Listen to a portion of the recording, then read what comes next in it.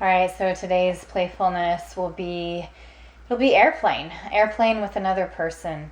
And I kind of already mentioned this one before, but I wanted to save some of it for a very specific just airplane thing. And the other one, I was saying you could do acrobatic stuff and you could do it solo or with a person. But this time I really want to say that it's with another person, with another person's body. Because there is play in that, there's intimacy in that, there's trust in that, there's just silliness. Touching another person's body creates connection and play, and it makes you feel more alive, and openness and vulnerability, that's all there. And I mean, if you think of any of the people that you want to be close with in your life, any of the people that you're not yet close enough with in your life, you haven't established the level of closeness that you might want, like doing something like this is certainly something you would both enjoy, in the sense that, of course, there may be some like blocks to willingness, but it creates, laughter, smiles, looking eye to eye, any of that. So play airplane. You know airplane. One person lays down on the floor, sticks their feet up in the air. The other person puts their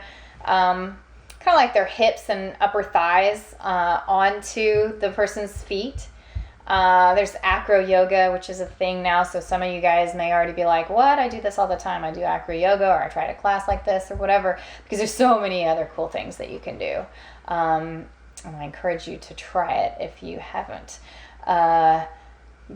So take it to whatever level you want. But really, the point is, you're working towards balance with another person. There's playfulness, there's openness, there's communication, and there is,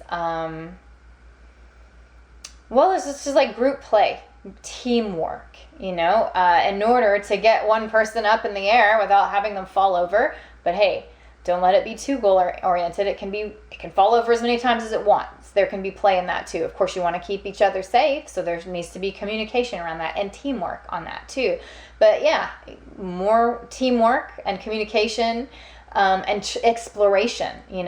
Not getting bogged down in we're not doing this right. You got to do this. You got to do this. And like sort of communicating with each other like that, but communicating with each other in this more willing way, this more exploratory way. Like, well, why don't we try this? Or the thing that wasn't working there was that I felt like my hip was coming off, or whatever. But also like being fine with it not working. It's okay if it doesn't work. If that person never even hardly gets in the air or doesn't stay in the air for more than a millisecond, like, all right, play at it though. Play at it and explore. And then do other things that are creative things. Come up with it together as a team. Maybe somebody stands on somebody's knees, so to speak. So like if somebody was sitting down and they had their knees pulled into their chest, you might have just gotten flashed hairy knees. But anyway, whatever. Then the other person stands on those knees, or tries to balance on some part of that person's body. One person is on all fours, and the other person maybe tries to lay across that person's back while they're on all fours like a tabletop, and see if that works, or see if they can stand on it. Or don't hurt yourself, but play, and don't give yourself limits to that. There's no right and wrong. There's no rules on how you're supposed to do this. Just try to use each other for balance, or make shapes. Think of yourself as clay and make shapes on each other using each other's weight. Like if I lean up against your shoulder and you lean up against mine and we both reach our arms over like this, I mean, who cares? Do that. That's so fun to play, almost like sculpture and clay, and use each other's weight. And like I was saying, notice when it becomes not fun, when it's like maybe competitive, or there's too much goal, or you're blaming another person for like getting it wrong, or getting too caught up and getting some goal of yours achieved. Like, I wanted to get it this way. It's not like that doesn't have a place in life. It absolutely does. We need it.